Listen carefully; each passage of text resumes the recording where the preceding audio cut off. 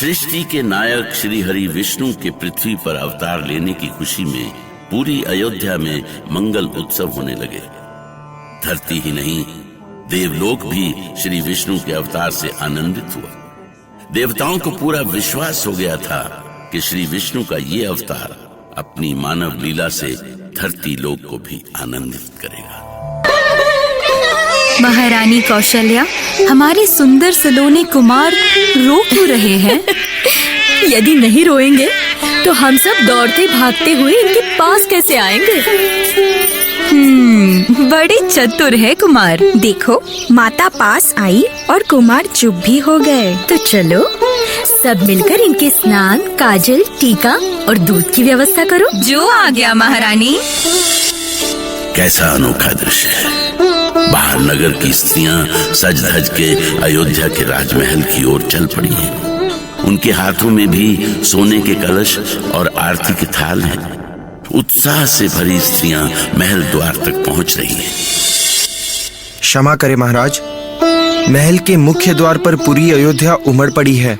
सभी कुमारों के दर्शन कर उन्हें आशीष देना चाहते हैं। इतने समय बाद प्रजा की मनोकामना पूरी हुई है। उनके लिए राजमहल का द्वार खोल दिया जाए, उनकी हर इच्छा पूरी की जाए।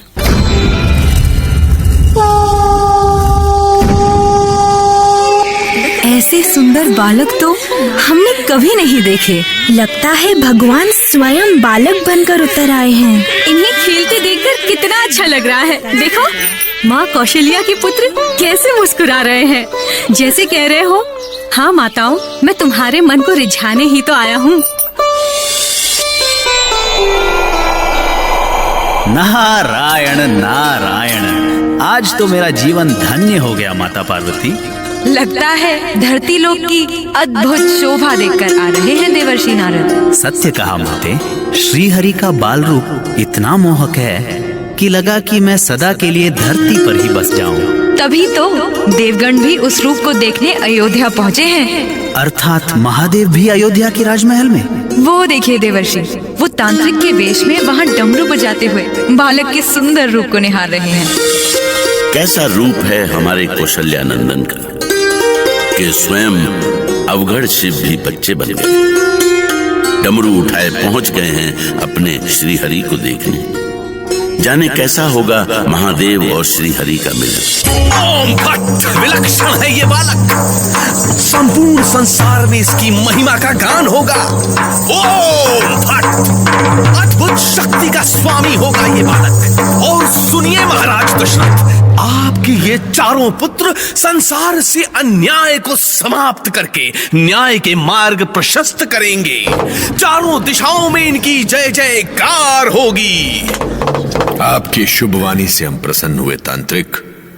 कहिए, हम आपकी क्या सेवा कर सकते हैं? ओम भट्ट, हमें कुछ नहीं चाहिए राजन। इन कुमारों के दर्शन से बड़ा कुछ भी नहीं है। अब हम चलेंगे। वाह वाह, धन्य है तू श्री हरि, धन्य है। अजब तेरी माया, अजब तेरा खेल। मुझे लगता है कि ये कोई सिद्ध महात्मा थे महाराज। हाँ महारानी कौशल्या, कोई साधारण ऋषि हमारे पुत्रों के संबंध में ऐसी भविष्यवाणी कैसे कर सकता है? उन्हें देखकर ऐसा लग रहा था जैसे स्वयं भगवान शिव बोल रहे हैं। भला हमें कोई कैसे पहचान सकता था देवी पार्वती? हम तो सिद्ध तांत्रिक के रूप में थे। सच, चारों बालकों को देखकर कितनी प्रसन्नता हुई। ये सौभाग्य मुझे कब प्राप्त होगा स्वामी? कब मैं उन कुमारों को देखूंगी? आपके लिए क्या असंभव है देवी पार्वती? आप जब भी इच्छा करें, दशरथ कुमार आपके सम्मुख होंगे। मेरा आशीर्वाद सदा उन बालकों के साथ है। ये आशीर्वाद का बहुत ही शुभ समय है देवी, क्योंकि दशरथ कुमारों का नामकरण संस्कार होने वाला है। गुरुदेव, कुमारों का नामकरण संस्कार आरंभ करें। माता केकई का ये सुंदर पुत्र प्रजा का पालक होगा। ये लोक का भरण पोषण करेगा, इसीलिए इसका नाम होगा भरत। कितना सुंदर नाम है, भरत।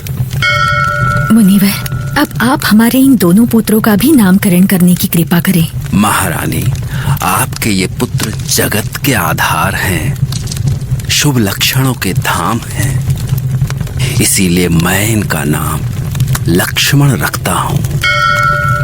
और महाराज, जिनके स्मरण मात्र से ही शत्रु का नाश हो जाता हो, उनका नाम मैं शत्रुघ्न रखता हूँ। हम धन्य हुए। अब हमारे सुंदर सलोने ज्येष्ठ पुत्र का नाम रखें गुरुदेव। अवश्य महाराज।